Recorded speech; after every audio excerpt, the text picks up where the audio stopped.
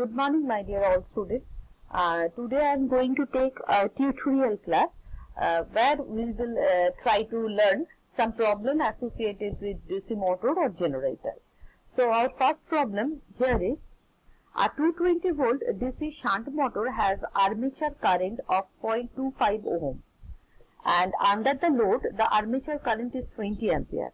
Suppose the flux is suddenly decreased by the 2.5%. So what would be the immediate effect on the developed torque? Now how to solve this sort of problem? Now here in this problem the current is 20 ampere. So as we know, torque is equal to K into phi into Ia. So from here we can say that it will be more or less armature current is given here. So Ia is 20 and from here we can calculate the value of K phi. Similarly, here also we know that EC or EG or whatever value or EB you can consider here that is equal to VL minus IA RA. So VL is given here 220 volt and minus IA RA is both of the values are given here. IA is given, armature current is 20 ampere, RA is the armature resistance that is specifically given here 0.25. So from here we can directly calculate the value of a generated EMF, rather to say in case of motor you can call it back EMF also. Now what is happening in this problem? Specifically the flux is decreased suddenly by 2.5%. So as a result the generated EMF will also decrease. So the generated EMF, that is C equal to K phi N, and the speed cannot be changed instantaneously. This is a very well known fact. Actually what is happening when we are inserting some resistance with the field winding or armature winding for controlling the speed, instantaneously there will be no changes in the speed. It will take a little bit fraction of time of second. Now let's see how it will affect the system. So if suddenly the flux is decreased by 2.5%, it will be decreased and constantly. It cannot, as we know, it cannot be changed instantaneously. So from here we can write that E is again equal to K phi N.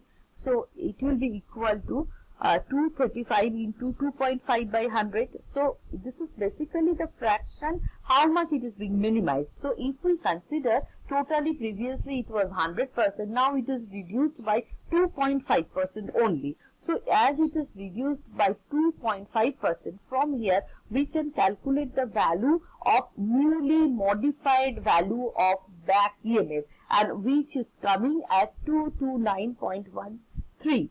Now the armature current will be definitely changed. So the value of newly changed armature current, that can be calculated by using the formula. VL is known to you, that is already we have calculated 240, and newer value that is we are getting here, that is 229.13. So we are taking here the moderated value, mod value 229, and that is divided by the armature resistance. Now the newly armature current now reduced to the value of the 44 ampere. So if it is modified to 44 ampere, let's see what will be the newly developed value of torque. So torque will be again changed. It cannot be changed instantaneously, but it will take a fraction of time of second. So the developed value of the torque, that is equal to K into 1 minus 0.025. 0.025 is fraction is coming as it is being changing to 2.5% into phi into Ia. So as we can getting same fraction here, 0.09755 into Ia means 44. So if we are getting here from this value, we are getting the value related to the K phi, because we have not still calculated the value of K phi. So here we can just tally both the values, because previously we have got calculated some specific value for torque or T1, and secondly T2, or that is the torque value after the decrease of the flux, and that instantaneously decreased value of the torque is T2. So here we are taking the ratio, you can tell it T dash by T, T1 by T2, whatever. So if we consider the ratio here, both the K phi are cut, and we are getting the ratio that is 2.035 times. That means if there is a slight decrease in the flux, almost it doubles the torque, and this increased torque causes the armature to accelerate at the higher speed. At the point of time, counter EMF limits the armature current, which is just enough to carry the load at the newer speed. Specifically, you can see that as the flux is being reduced, as a result, here the torque is being increased, and that increased torque will causes the armature to rotate at the higher speed. That means speed will be rises up, and at the speed will be rises up, at that point the EMF, rather to say the counter EMF, rather to say the back EMF, limits the armature current, because armature current definitely will be having some specific permissible value. So up to that limit, it will be just try to carry the load at the newer speed. Okay. Now go to the next slide. Next problem. So here is another problem. A short shunt compound generator. I hope all of you can remember this is a classification of compound generator. Compound generator can be classified into two categories, short shunt and long shunt. A short shunt computer generator has armature and shunt field winding, and definitely it will be have series field winding. So here it is be given all the values of armature winding, shunt field winding, and the associated series field winding, and the values are 0.5, 100 and 0.3 ohm respectively. It is supplying a load of 8 kilowatt at a terminal voltage of 250 volt. Now the input power supplied by the driving motor, that is 10.4 kilowatt. Now what we have to calculate? We have to calculate the value of the generated EMF, the efficiency of the system, and we have to make a separation of the iron frictional and windage loss and the total value of the fixed loss. Now let's see how to solve this typical problem. Now first of all, what the values are given here? RA is given here, RF is given here, that means field resistance, and RAC, that is the series field resistance, that is also given here. PO, that means the power output, is given here. Terminal voltage is given here, and PI, that means the input power. Input power, that is also mentioned here for the as we can calculate the different losses. So let us see this diagram.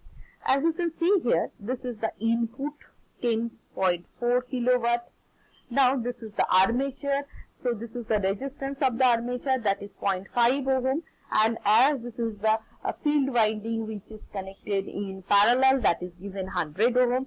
So the current, armature current, at this point it will be divided. One part is passing through the shunt field winding, and the rest amount is going to pass through the series field or RAC winding, whose resistance is mentioned here, and that current is passes through the load. Now it is driving a load or supplying a load of 80 kilowatt at the terminal voltage, that is 250 volt. Okay. Now how to solve it?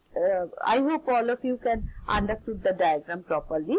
Here the series field shunt field winding is connected parallelly, and the series field winding is connected here. So as a result, the current or the output of the armature at this point, it is being divided into two parts. That means they are connected, as they are connected in parallel, that means the output will be decreasing, because at this point it is being divided. Okay. Now let's solve it. So come to the solution. Here we know that IL that is equal to P output by VL. So the output is 80 divided by 250. So it will be equal to 32. Once we are getting the value of the 32, then VF means the how much voltage or how much voltage is supplied here, that is equal to V plus IL into RAC. So it is being mentioned here, as we know, 250, it's given in the problem, and this IL, that is we have just calculated 32, and RAC is the resistance. As we can see here, RAC is this resistance that is being multiplied with the IL. So we are getting here 32 into 0.3. So we are getting the total voltage output, that is 259.6. Now what will be the value of the field current? So field current specifically will be equal to, that means actual generated voltage by RF. So this will be divided by RF. RF is the field resistance that is being mentioned here in the problem, that was 100, and it is becoming 2.6 ampere. So IA, that means IA, this IA, that will be summation of IF plus IL. So we are just doing that, IL plus IF. So 32 plus 2.6, it's coming 34.6 ampere. Now here we have to use that specific formula of generated voltage, EG, that is equal to VT or terminal voltage plus IARA. So it is being mentioned here 259, it's as we know, and IA, that means the armature current, as we have got it here, 34.6 multiplied by the armature resistance 0.5. So we are multiplying it and we are getting actual value of generated EMF. Once you get the actual value of the generated EMF, then we have to proceed for the next part of the solution. So what we have to calculate here, the efficiency. Specifically, the efficiency will be equal to output by input. So the output is 8, input was 10.4, and that is multiplied by the 100. So easily, it's a very simple calculation. You can directly calculate the efficiency. And from the power flow diagram, actually power flow diagram means how many types of losses, or how the power is flowing in case of inside of DC machine. It's a very common thing. I hope you know that in case of from the power flow diagram, we can conclude that how much power actually is flowing. So this was the input, and that is P minus EA IA. That means the converted power, electromechanical conversion. Electromechanical, that means the mechanical input we are giving, that is converted to the electrical energy, as we are dealing with the case of the generator. So actually that is equal to E into IA. Rather to say, E means the generated EMF multiplied by the armature current. So input is given, input is 10.4, and subtracting the value 276.9 multiplied by IA means the armature current. As I have shown you in the earlier slide, we have calculated it, it was coming 34.6. So we are using that value, and so the total losses we are getting, that is 819.26. So total fixed loss we have to calculate from here. So total fixed losses means the how much actually how many types of losses are occurring in case of DC machine. I hope you can remember, I have discussed it several times in class. In case of DC machine, there are two types of losses, fixed losses and variable losses. Fixed losses are consist of iron losses, frictional losses, and windage losses. So these are called the fixed losses, and the variable one, that is copper losses, because it is depending on the current. So as the current is varying, the variable loss is varying. So from here we have got the value of the constant losses. So we are getting the constant losses. So that means this is consist of that iron loss, eddy current loss. So iron loss specifically, that is consist of eddy current loss and hysteresis loss, and it is a summation of that two adding with the frictional loss and windage loss. So what will be the total losses? This summation with the IF square into RF, that means this is due to the copper loss. So we are getting the value of the copper loss because we have already calculated the value of the field current. Field resistance is given in the problem. So the total value of the fixed losses, that is coming here 1.08 kilowatt. So this is the specific answer.